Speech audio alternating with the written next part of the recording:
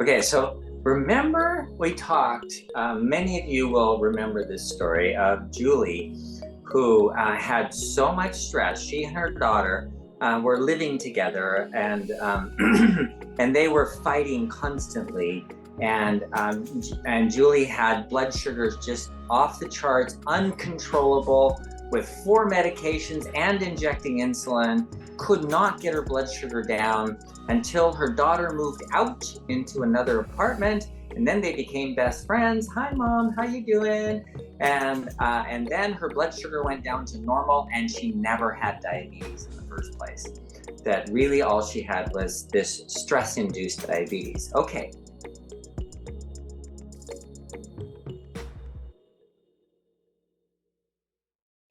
Hello, everyone. Welcome to the Fixed Blood Sugar webinar. I am your host, Leslie, and this is Dr. Saunders here with me. If you're new and you've never met him, he is awesome. And we have done 220, this is our 221st webinar, where we have talked about type 2 diabetes. So this is amazing. If you want to get a full education on type 2 reversal, go to our YouTube channel where all of these have been recorded, where you can hear from Dr. Saunders, all of the things that he has taught us, all of the research that he has done, the information he has gleaned from his patients. He put it into this book and this webinar and is able to share it with all of us. Guess what? This is free. You know what? That's really good. That's really good because so someone went onto my website, and it's contact, right? So they sent on the contact form. So I heard you know about diabetes. Tell me everything you know about diabetes. And you know what? I could just refer him to the webinar. That'd be great. It's like, because that's everything I know about diabetes. And I feel like you're also learning new things. I mean, every week. For example, I'm also learning things about Dr. Saunders every week. If some of you may not know this, but maybe I'll mention this, but chime in if you were aware that Dr. Saunders has a connection to Michael Jackson.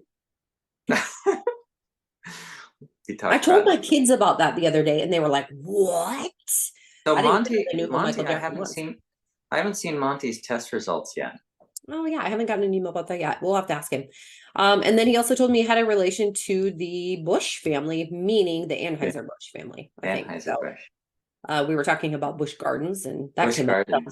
You just never know what you're going to learn about Dr. Saunders. There's a lot of crazy stories. He can't share details, I'm sure, but I have heard some connections to people that are amazing. So lots of people hopping on here, guys. We have a really good webinar. We are going to be talking about, of course, the Diabetes Solution Kit. So if you're not familiar with this is the book that Dr. Saunders and our Barton team have put together to help you reverse your type 2. And we've had many of you who have had great success with this. Some of you are new, you're just getting started. You can find this at bartonwebinar.com. This is the hard copy. It's not like this book that's going to take you 6 years. Okay, there's even like blank pages in here with grocery lists and recipes and all of that kind of stuff. There's 161 pages, but there's a lot of pages that look like that. So this isn't going to be like a college textbook and you have to read the whole thing. This is reading meant for the reference person. Yeah, it's a reference manual. It's like, oh, I need to know something about that. Oh yeah, there it is. And you can read about it. Right, which is what we're doing today. So for example, if you go to the table of contents, you can find the area where we're going to talk about rest on page 31. We're going to dig into that information and expand. We're going to ask Dr. Saunders all the questions about this, why rest is so important, especially to those with type 2 or pre-diabetic, and probably going to have to talk about fasting because that's what we do around here, right? But I want to ask him some questions about that. When to fast? How much sleep do I need? Why is sleep important? What happens to the body if I don't get enough sleep? All of those things, we're going to dig into that. So I would encourage you guys to ask questions as we go. Do that in the Q&A. That's the best place for us to manage those. Facebook, YouTubers, you can comment too. Quick disclaimer, Dr. Saunders is not your doctor. He would recommend that you talk to your healthcare provider before implementing any of the things that we talk about today. So look at this. Yeah, Roy. Yeah, Roy. Roy said, yeah, he was Michael Jackson's doctor, and he's dead now.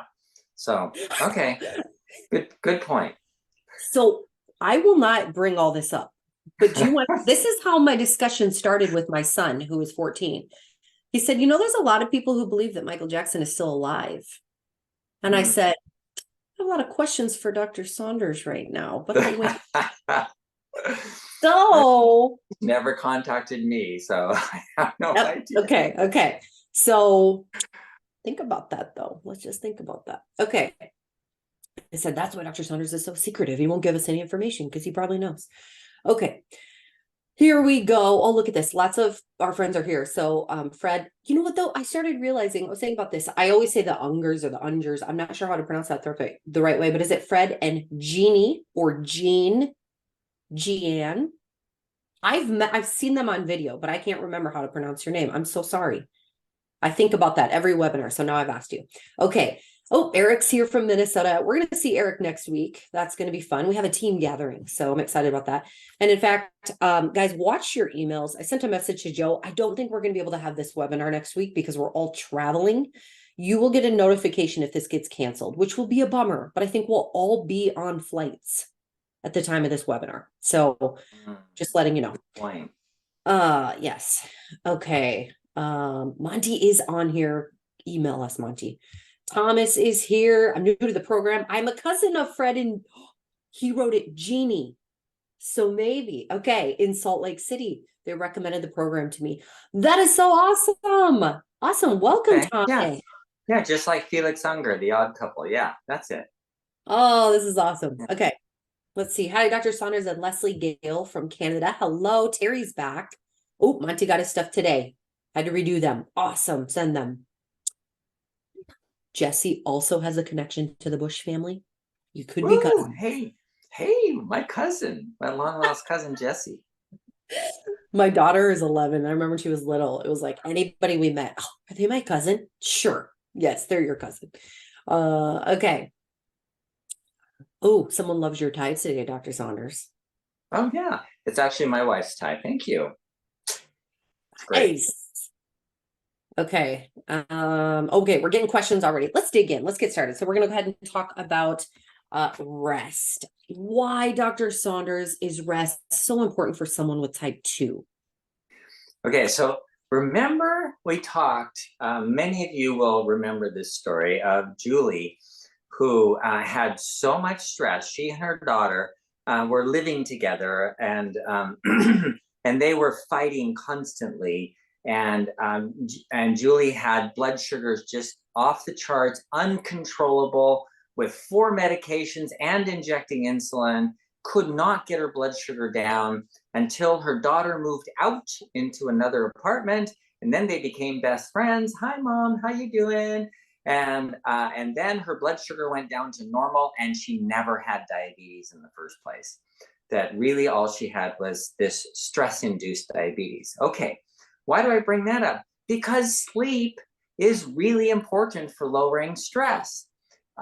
If you don't sleep, you are releasing extra adrenal hormones, and you're going to be insulin resistant very easily. In fact, people who don't sleep enough get high stress levels of just about everything, which includes insulin resistance and then type 2. So sometimes you could be like Julie, not really a problem with your diet so much as not getting enough rest. So that's why rest is so important. During the time that you're sleeping, you get a different type of metabolism. So let's define the words metabolism. Everybody thinks they know what metabolism means, but all it means is all the chemical reactions that are going on in your body. So it's often used and equated with energy levels, but it's not just energy levels, because yes, it's the utilization of energy, and that's part of the chemical reactions that are going on, are making your carbohydrates and fats and proteins are being made into glucose, and the fats are being burned, and all that's going on. That's part of the chemistry. But during the day, you have a metabolism. The chemistry of your body is called catabolic. And catabolic means you're breaking things down, and you're making toxins, and you're making, it's making heat, oxygen-free radicals, and you're doing damage to things, just moving around and doing things and jumping up and down. You're making little microfractures, and you're doing a lot of damage to your body during the day. So that's during the day. At night, you get a different kind of a metabolism. It's called anabolic metabolism. You've probably heard of anabolic steroids, anabolic hormones. Anabolic means building up, repairing. So you build up and repair at night while you're sleeping. What if you don't sleep? Then you don't repair and you don't build up, and you release more of the stress hormones that cause catabolic metabolism. So you're breaking down. So people who need knee replacements, why do they need knee replacements? Because they're not repairing. And the doctor says, well, you just wore out your knees. Well, yeah, you just wore out your knees. It's because you didn't repair them every night. And you would wear out your body. Everybody would wear out their body. It doesn't take much. You can walk around and wear out your body. You don't have to be an Olympic athlete to wear out your body. All it takes is daily use. So think about it this way. You take somebody who is an Olympic athlete, a weightlifter, who can put 2,000 pounds over his head, and he does 1,000 pounds 5 times a day or 100 times a day or whatever. And does he ever get a rotator cuff tear? You know how much pressure is being put on that rotator cuff? Like thousands of pounds of pressure being put on those tendons. Never gets a rotator cuff tear. And you have these guys, all they do is drive for Uber and they got a rotator cuff tear. And you're like, what the heck? How can that, turning the steering wheel, cause a rotator cuff tear when guy can lift thousands of pounds and not have it? It's just because you don't repair. We're always tearing down our body, no matter what we do. People using a mouse, you don't know how many people come into me with mouse syndrome. They're going, I can't, my hand's not working anymore. I got, I don't know, carpal tunnel or something because I'm using the mouse all the time. The problem is not the stressor. It's not the mouse. It's not the lifting weights. It's not the driving. It's not even a fall.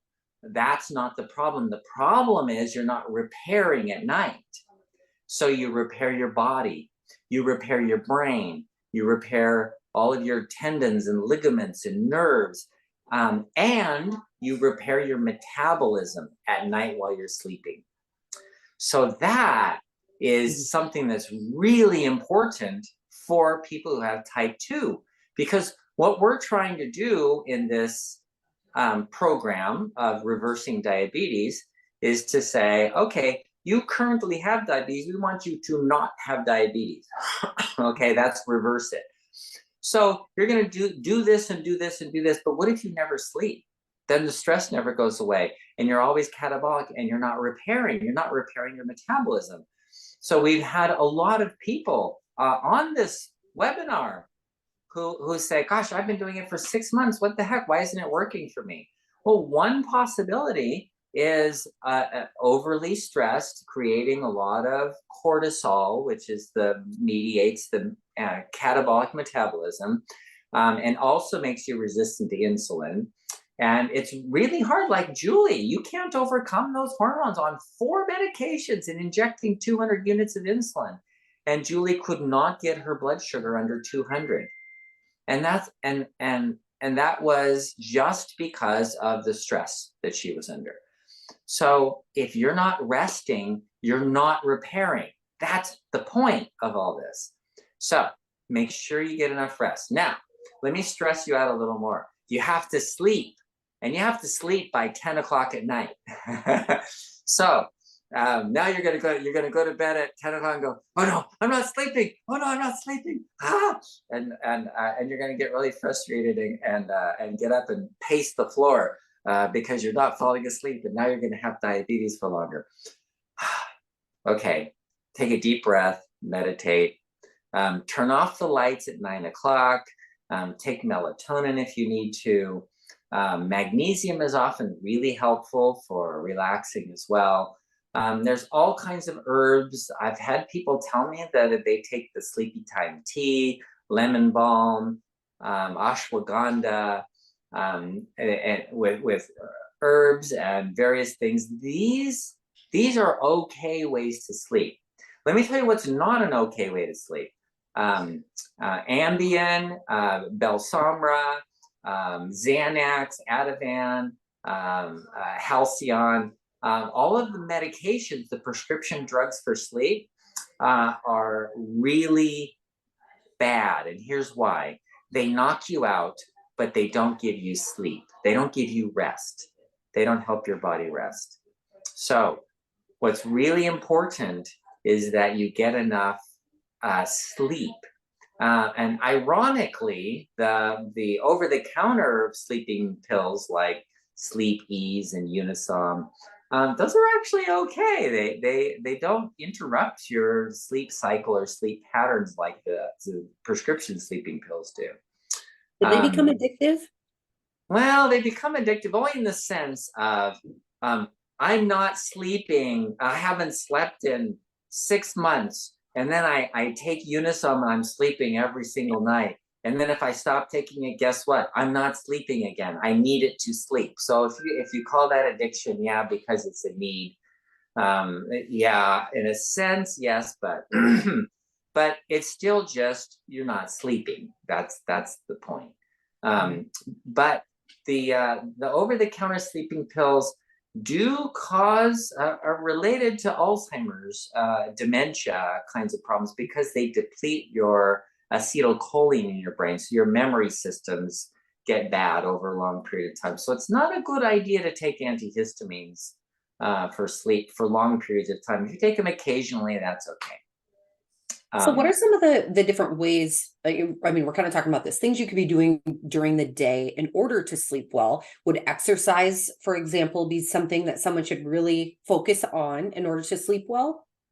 There is a lot of good research to show that exercise is intimately related to sleep, that if you exercise, you will sleep better.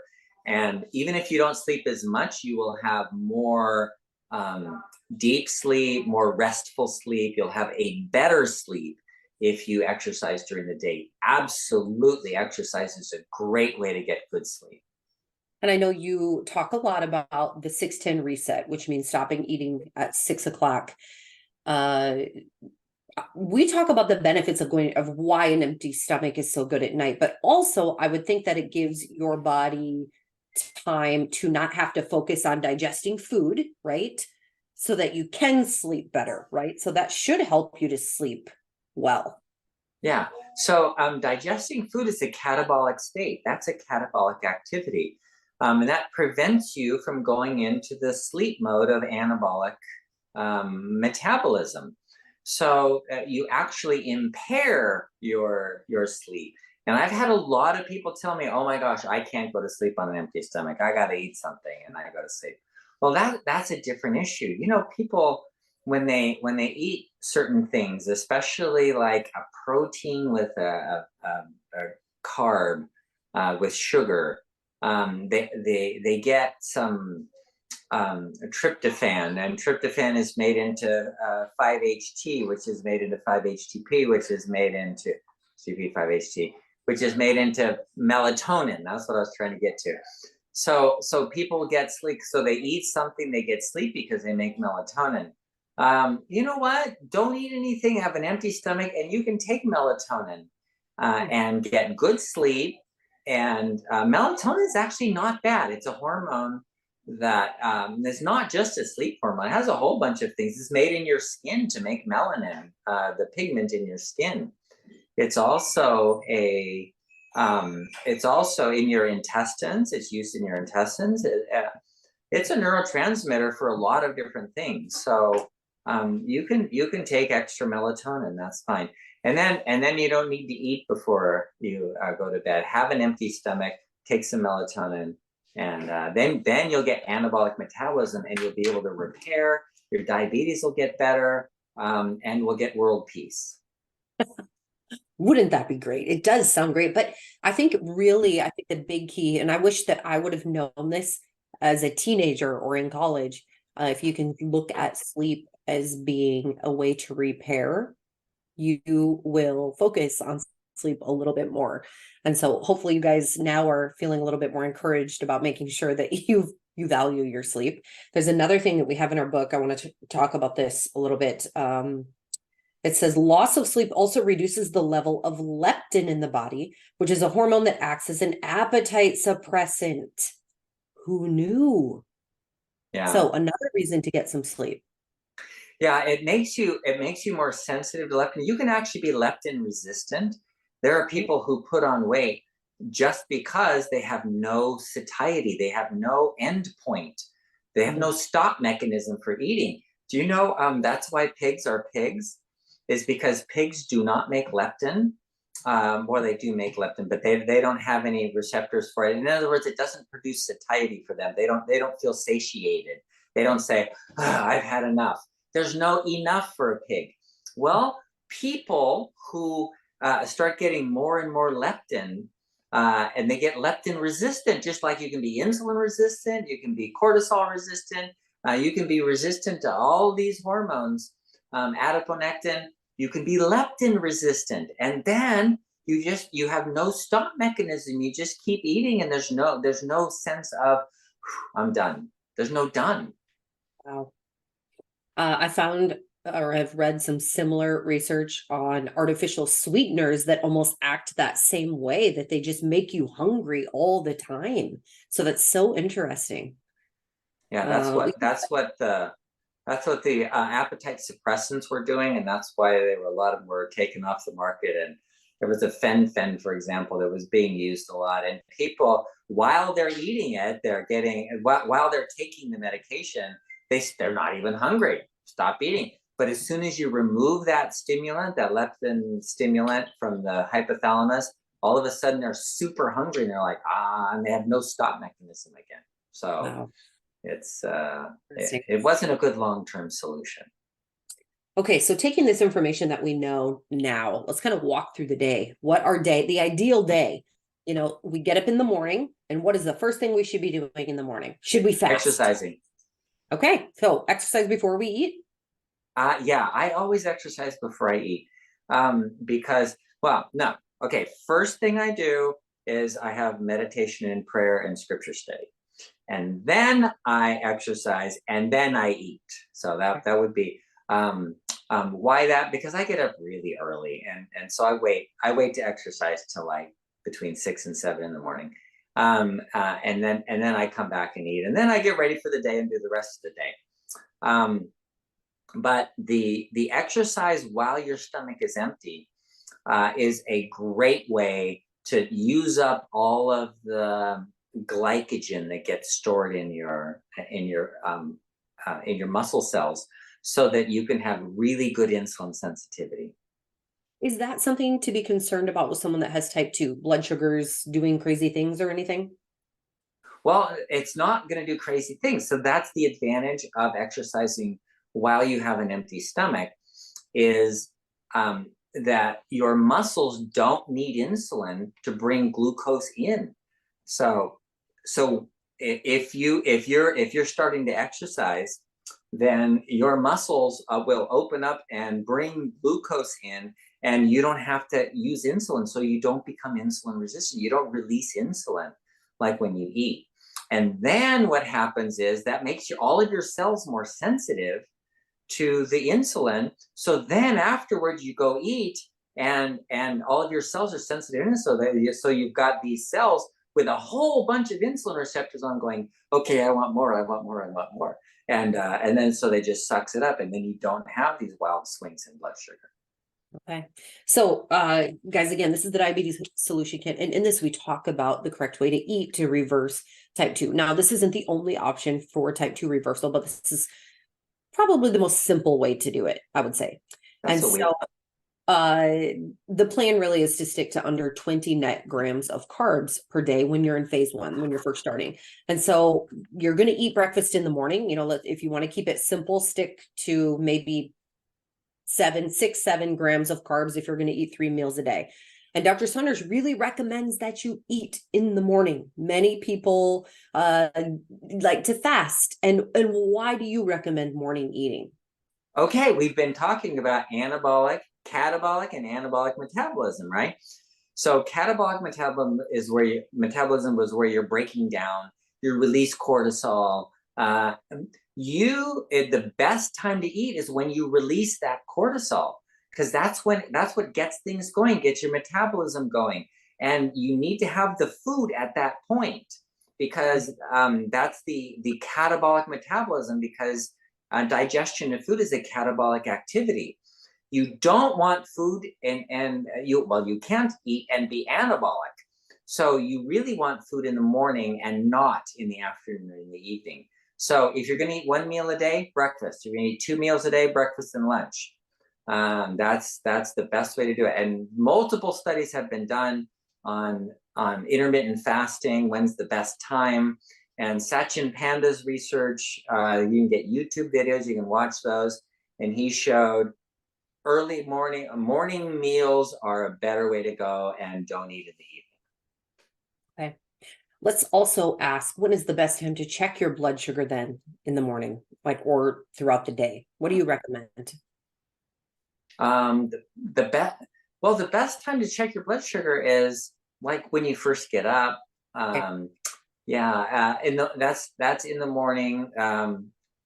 There is a morning effect and that's important, because if you have this dawn effect of blood glucose going up in the morning, then that means you have insulin resistance, because that means your muscle cells are not bringing sugar into them. So that's a good indicator of, okay, my morning blood sugar is still high. I need to work on this. So if those numbers are high and you have some of this insulin sensitivity or insulin resistance, how will working out affect that? You don't need insulin to bring glucose into your muscle cells while you're exercising. So an exercising muscle can just bring sugar in because it's being used instantly. So it's a better way of lowering blood sugar. It's like getting extra insulin without the insulin resistance problem. So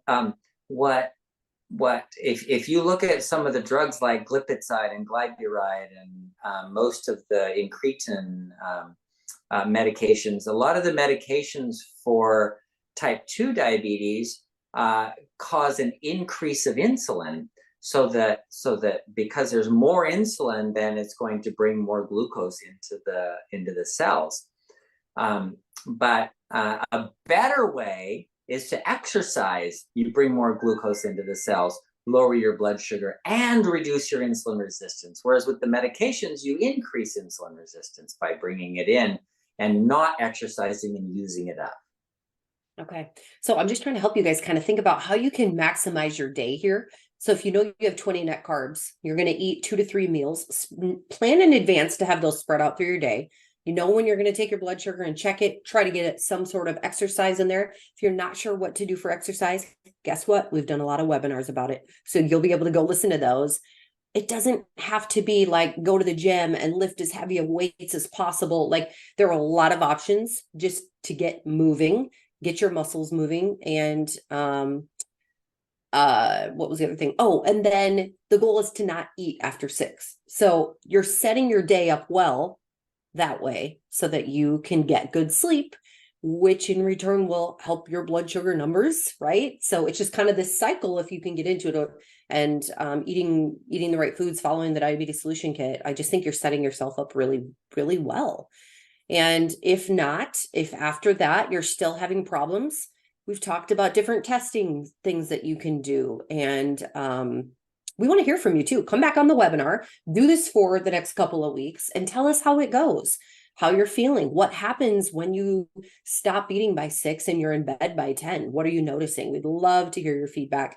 In fact, to those of you who are on the webinar who are doing that already, comment, give us some idea of how it's going for you. We have a lot of people on our team who do that. I stopped eating at 6 last night.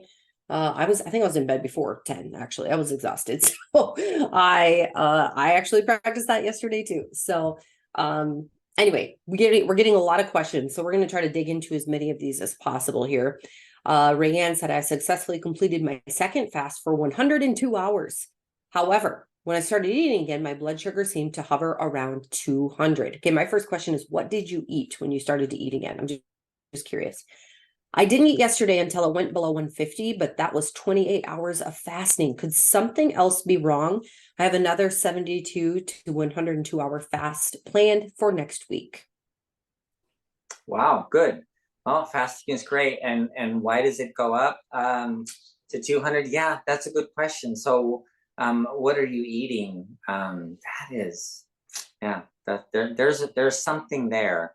And then, so you may need to test your insulin, maybe doing a 3-hour glucose tolerance test to see, you take a glucose drink and measure your blood glucose and insulin levels every hour for 3 hours to see what happens there, to see what the response of the pancreas is, because maybe your pancreas is just going and petering out, and then that's why your blood glucose goes up. So you may need a further testing to find out why. Okay, interesting. Tim said, I saw my doctor who says I'm doing good and staying around 6.5 to 7%. She lowered my Lantus down to 10 units before bed and took me off all meds except for the Humalog pen twice a day, only 2 units before I eat. She said I'm not insulin resistant. It is my pancreas. It's not producing enough insulin. But sticking with the plan is working. I was diagnosed with type 2 back in April of this year. Oh, type 2, but you have type 1 if you're not making insulin. If you're not making it, I would be interested to know what your C-peptide level is. See, the advantage of C-peptide is it only tells you what your pancreas is making. And so you can be injecting the Humalog, you can be injecting the Lantus, and that's also insulin. It will show up on an insulin test, but it won't show up on a C-peptide test. So the C-peptide takes out just what your pancreas is making. So I would be curious to see how much insulin you're making. Interesting. Okay. Roy says the 610 reset works. Yes. Jerry says, are pork rinds a good option in my diet? No carbs. They're nice and crunchy. Or is the fat and sodium counterproductive? That's a good question. No, they're okay. And we wanted to make it simple. And that's what Leslie was talking about when she told you about the diabetes solution kit. This isn't the only way, but this is really a simple way. So you don't have to worry about, okay, so look at your pork rinds and look at how many carbs are in there and count the carbs. Well, look at, it's like 0 carbs. So then it's like, you don't have to worry about that because you're not eating corn chips. And the pork rinds are, in this case, that's a better choice. Okay. Francis says, hi, my husband has type 2. What would cause such a high B12? And then there are some numbers. I don't know if you can see these in the Q&A, Dr. Saunders, but January it was 841. November was 1,475. And his liver results in a blood test were in the normal range, and he's not taking B12 supplements. Well, you're obviously getting B12 from somewhere, and B12 generally comes in meat. And so if you're eating more meat, or if you had something like liver the day before, then 1,400 wouldn't be that high. Yeah, it's not a problem. In fact, the optimum place to be is 500 or more. And so, yeah, they say 170 is normal, but less than 170 just means you have deficiency disease. You're going to get anemia, and you're going to get neuropathy. And so 170 is like so low that it's not an optimum level. And so multiple studies have shown around 500 is an optimum level. So these numbers are not too high. They're fine. So they wouldn't even bother you if you saw these coming into your office? No, I'd say you're fine. Don't worry about it. Interesting. Okay, good to know. Anonymous says, what effect does raw honey have on diabetes? Well, raw honey is just absolutely wonderful, except if you have diabetes. So there's 2 things that it does. Number 1 is raw honey generally is sucrose. Sucrose is the plant sugar. The nectar that the bees take out of the flowers is sucrose. And then the bees make an enzyme called sucrase that splits up the sucrose into fructose and glucose. So now the honey is pure glucose and fructose. And the fructose is super sweet and raises insulin levels like crazy and can cause other problems like fatty liver disease. And the glucose is sugar, and so it's going to cause the glucose levels to go up. Interesting, fructose doesn't do that. It doesn't make your blood sugar glucose levels go up, but the glucose will. So that's the effect the honey's going to have. So yes, raw honey's wonderful. I love it, but it's still not a good idea because, well, for both reasons. One is it raises insulin, and the second is it does have glucose in it. Okay. Tamara says, hi, I find that my blood sugar levels skyrocket within 2 hours of pickleball play. It goes from 90 up to 180 or so in the 2 hours of play. Should I take some berberine beforehand or maybe more protein before? Any thoughts would be helpful. Wow. So you're playing pickleball and your blood glucose is going up.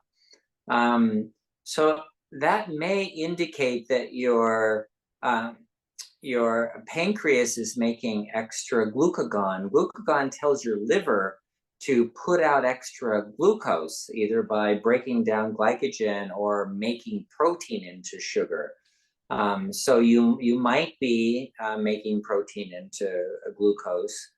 And so what would you do about that? So adding protein, you mentioned that, taking more protein might be made into glucose also. Gosh. The stress of that can that impact it at all? Yeah. Even though it's fun, athletics can be stressful. So yeah, that's a possibility. I hadn't thought of that the glucose can go up if you're really stressed about the game. Yeah, if it's a tournament, if it's a championship. Yeah, I don't know. Interesting. The point I think is 90 is pretty normal. Going up to 180, that's okay. Your muscles may need more higher glucose or something because I don't know what your average is, but some people they have a set point that's high, relatively high. Okay. So the point is you don't have to do anything. You're not concerned a lot about it. Okay. Just do the programming and get your A1C down to normal. Val from Canada says, what is insulin insufficiency? How can you fix it? Oh, that's a great question. Okay. Insulin is the only hormone we have to get glucose into most of the cells of our body, like our muscle cells, for example, fat cells. So if you don't have insulin, you can't get glucose, sugar, or amino acids into your cells to make your proteins, to give you energy. So insulin is a very, very important hormone. And so people who don't make insulin, they have their blood glucose goes up only because their cells have tons of insulin receptors, but they have insulin insufficiency. They don't have enough insulin to bind to those receptors to bring the glucose into the cell. So the cells starve, sometimes to death, and not having enough energy, not having enough sugar, enough energy, or proteins, because there's not enough insulin. So you have to have enough insulin. That you have 100 trillion cells in your body, and you have to have enough insulin to bind to all the ones that need it so that they can get the energy and amino acids into the cell. All right. Rosalind says, what is your opinion about stem cell therapy for diabetes? Stem cell therapy, for type 1 diabetes, if somebody has, they're missing their islet cells, for example, But there are problems with doing that. Stem cell therapy needs to be done properly. So if you're not in anabolic mode, doing stem cells is pretty useless, because if you're in catabolic mode, they just get broken down. So if you've seen research that shows, oh, stem cells are wonderful, they heal everything, they're perfect, they're beautiful, and other studies that show they're useless, a lot of that is because it's not the stem cells necessarily, or even the technique or any of that stuff. A lot of times it's the person that you're injecting it into. Is that person catabolic? If you have really high cortisol levels, then you're going to be catabolic, and you're not going to be able to use those stem cells to repair. So stem cell therapy can be very useful for some people, but other people, it just doesn't work. Really good comment here from Roy. Also, Roy, thank you for explaining the 6-10 reset to everyone here in the chat. But Roy said that he doesn't do it to lose weight, but he is down from 365 pounds this morning. 2 years later, he's at 281, and he feels better than he ever did before. Wow, Roy, good job. Yes. That's cool. Awesome. Very awesome. Okay, I love this. Delbert has sent a couple of messages in the Q&A, just talking about, okay, I think I'm having too many carbs. Maybe I should incorporate some more exercise. I have been having stress. And so he has all these questions. And then all of a sudden he said, okay, I think you answered my questions, because it's exactly what we've been talking about.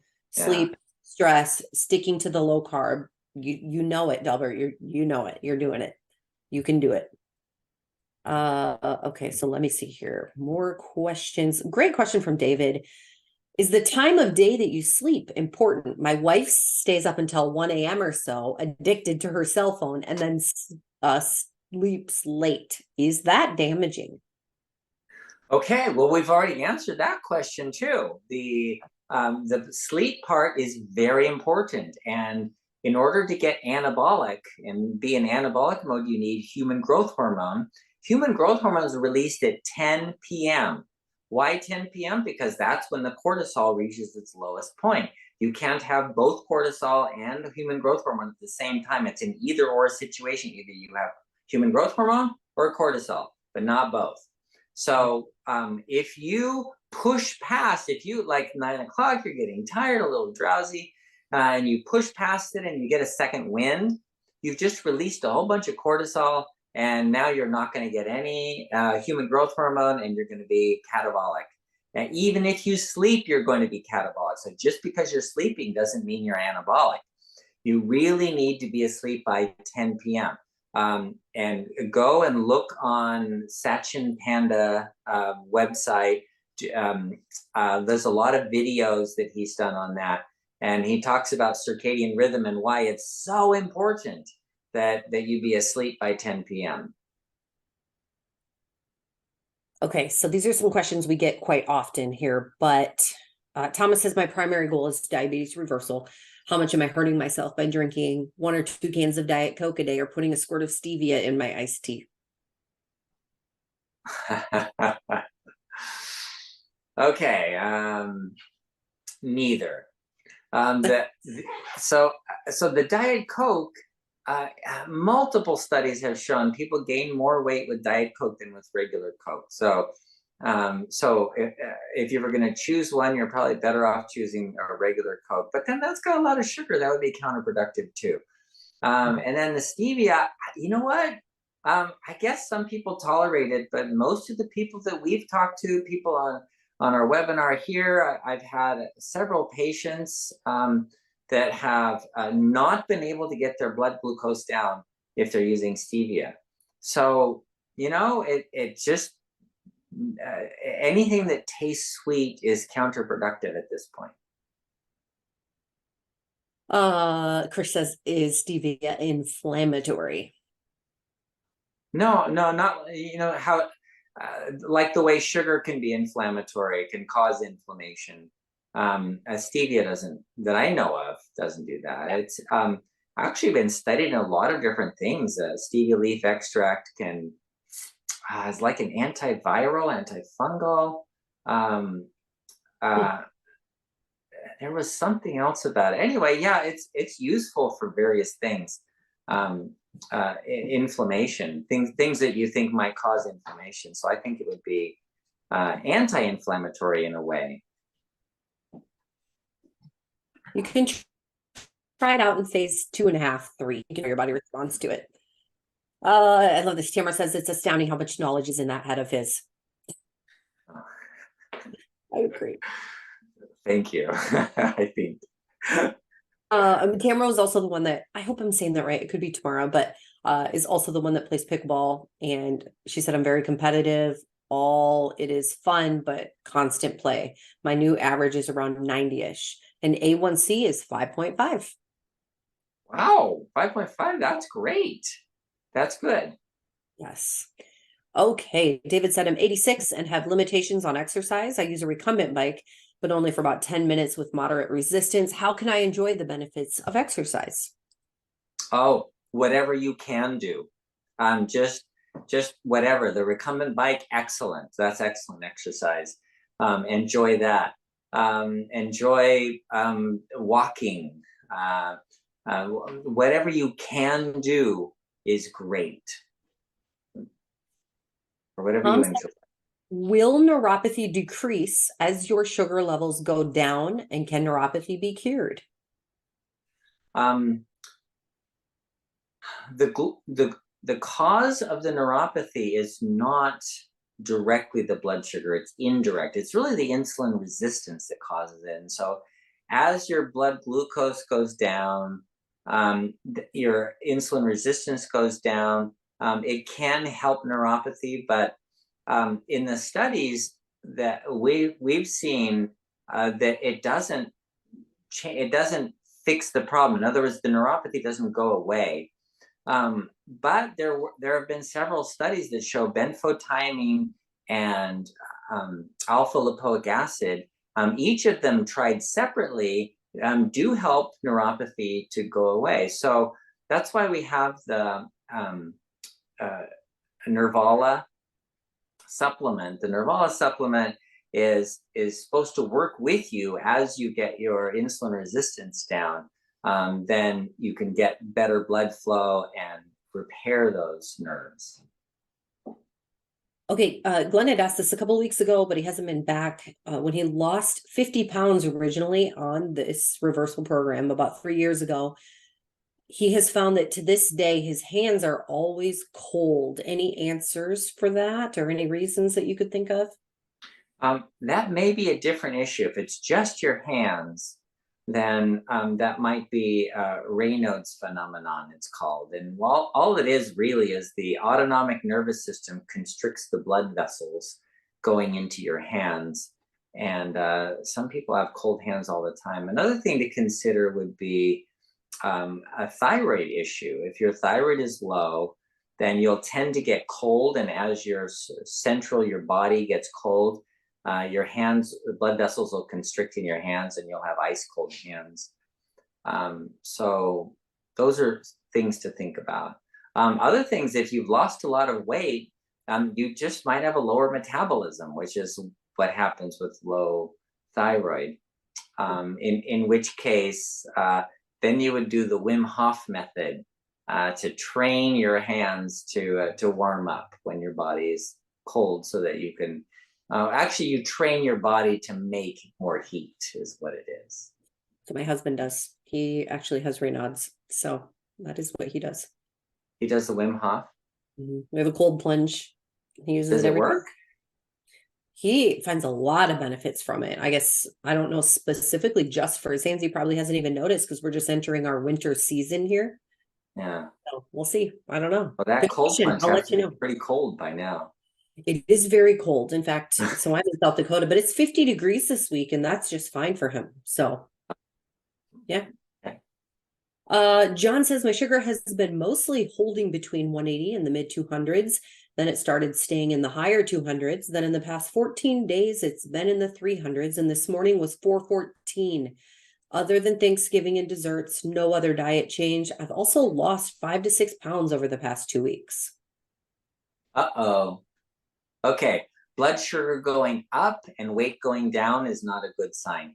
you need to get the insulin and C-peptide tests and find out if your pancreas is producing insulin. And then if there's insulin insufficiency, if you don't make enough insulin, then you may need to supplement insulin. So look for that first, because if you're losing weight, it usually means you have a lack of insulin. Okay. What are the benefits of lean apple cider vinegar? Lean ACV, one of our supplements. Okay. Apple cider vinegar has been let's just say people say that it does a whole lot of things. It's miraculous in some way.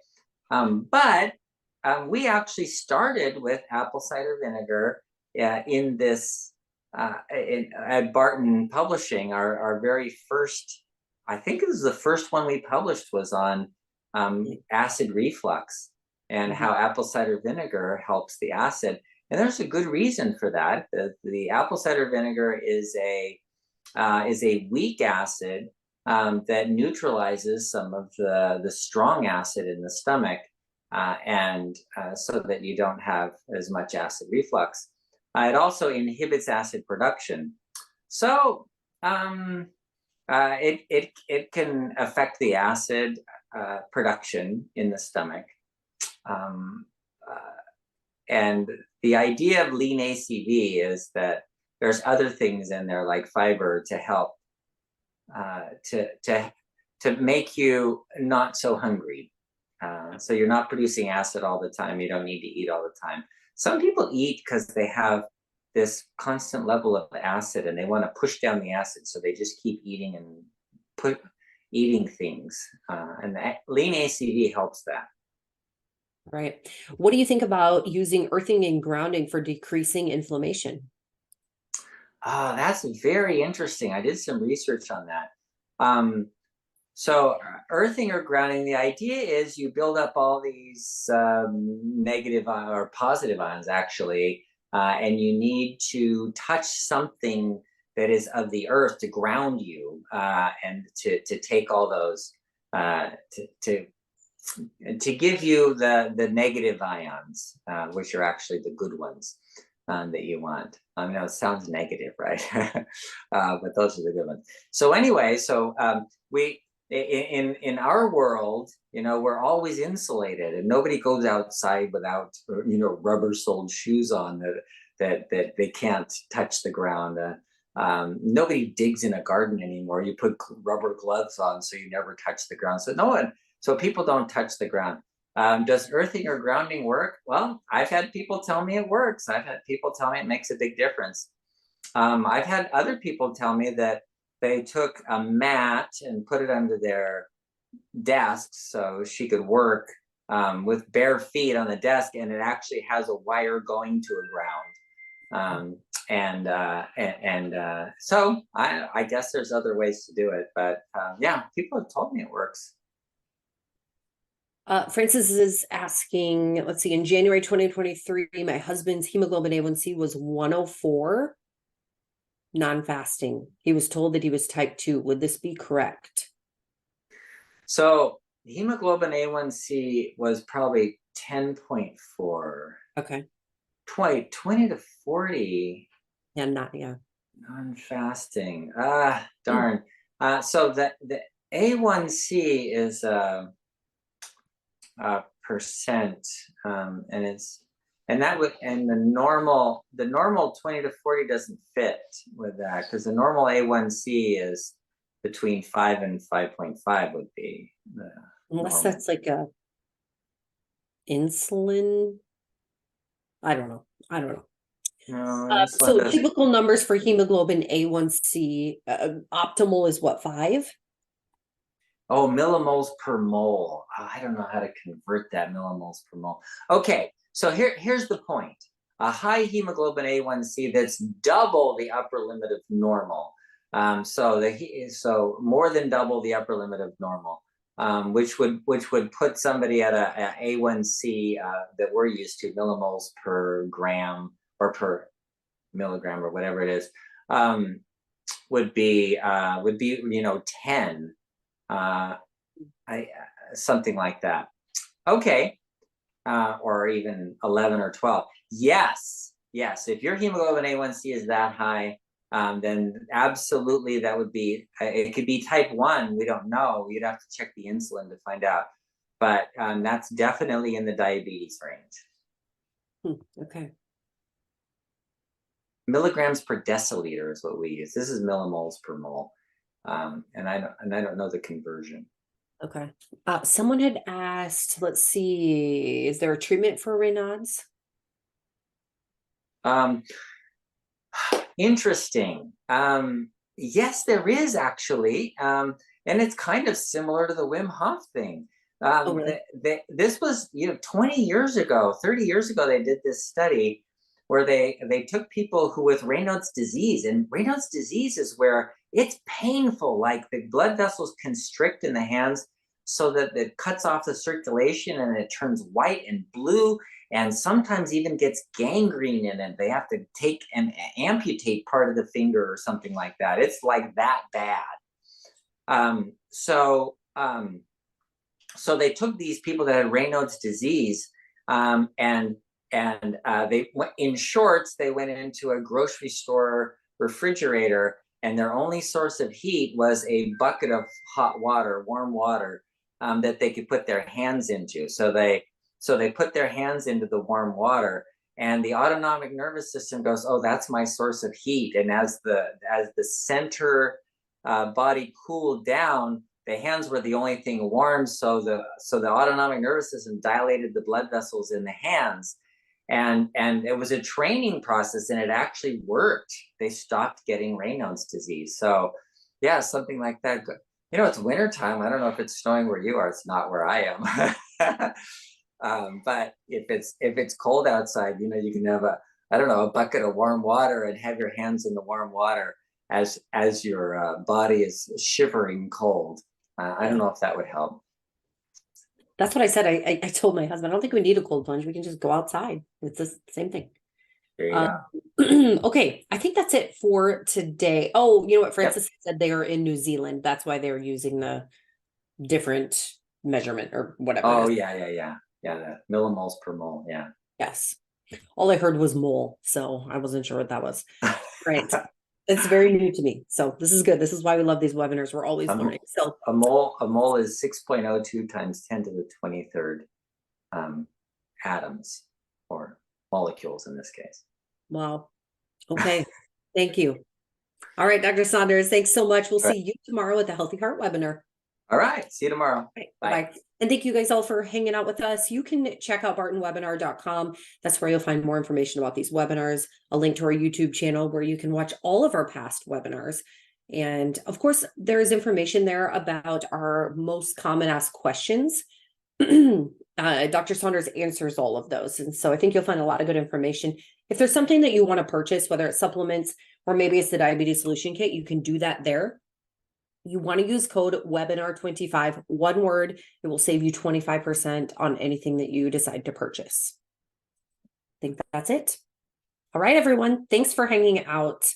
I will see you tomorrow if you can join the Healthy Heart webinar. Otherwise, it may be in 2 weeks. You'll get an email if we have to cancel for next week. We are all traveling together to be together as a team. And so it might not be possible for us to do the webinar because we may all be on our flights. So watch for those emails. Thank you guys and gals. Have a wonderful day.